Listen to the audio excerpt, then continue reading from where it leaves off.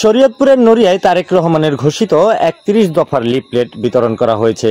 গত বৃহস্পতি, শুক্র ও শনিবার এই ৩ দিন ডিঙ্গামানিক বিএনপি পরিবার অনলাইন ফোরামের সার্বিক সহযোগিতায় বিএনপির নির্বাহী কমিটির সদস্য মহিউদ্দিন আহমেদ জিন্টু জমাদ্দার উপজেলার ভোজেশ্বর, চামটা, ডিঙ্গামানিক, পণ্ডিতসার, ঘড়িসার সহ বিভিন্ন জায়গায় লিফলেট বিতরণ করেন। এতে সার্বিক সহযোগিতায় ছিলেন ডিঙ্গামানিক ইউনিয়ন বিএনপি পরিবার অনলাইন ফোরামের অ্যাডমিন হাজী BM শাহ আলম ব্যাপারী, ডিঙ্গামানিক ইউনিয়ন যুবদলের সাবেক সভাপতি ও নড়িয়া উপজেলা যুবদলের সহসভাপতি panel group admin Abul Hossain মাঝি, ডিঙ্গামানিক ইউনিয়ন যুবদলের সাবেক সহসভাপতি আরিফ হাওলাদার, শরীয়তপুর জেলা জিয়া সাইবার ফোর্সের সহসভাপতি ইকবাল শিকদার ও ডিঙ্গামানিক ইউনিয়ন যুবদলের সাবেক সাধারণ সম্পাদক সুমন ব্যাপারী।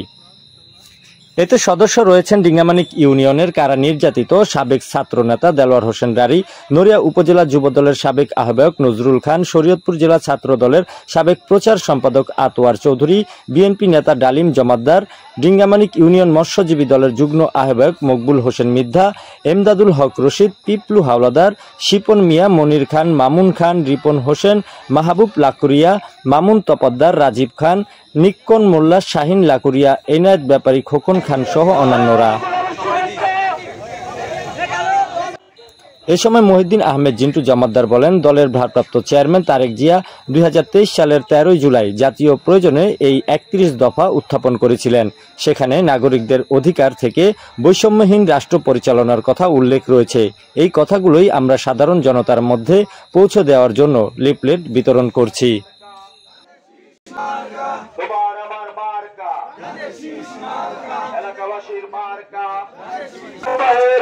হতে যাচ্ছে বাংলাদেশ জাতীয়তাবাদী দল সারা বাংলাদেশে দীর্ঘ 17 বছর ভোটের অধিকারের জন্য এবং গণতন্ত্র রক্ষার জন্য আন্দোলন করেছেন।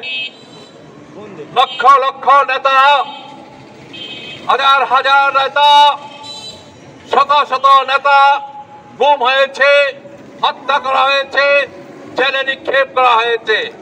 আপনারা এলাকায় থাকতে পারেননি, আপনারা অনেকে বাহিরে ছিলেন, ভেঙেছিলেন, এলাকায় ঢুকতে পারেননি।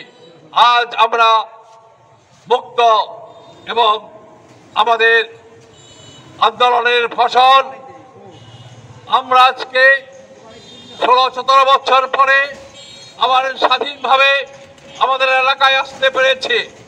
আমিও বর্তমানে আপনাদের মাঝে আছি। দীর্ঘ অনেক বছর আমি আমার এলাকাতে আসতে পারিনি। আমি আমার এলাকায় আজ এসে আপনাদের মাঝে আসতে পেরে আমি আল্লাহ তাআলার কাছে আমি শুকরিয়া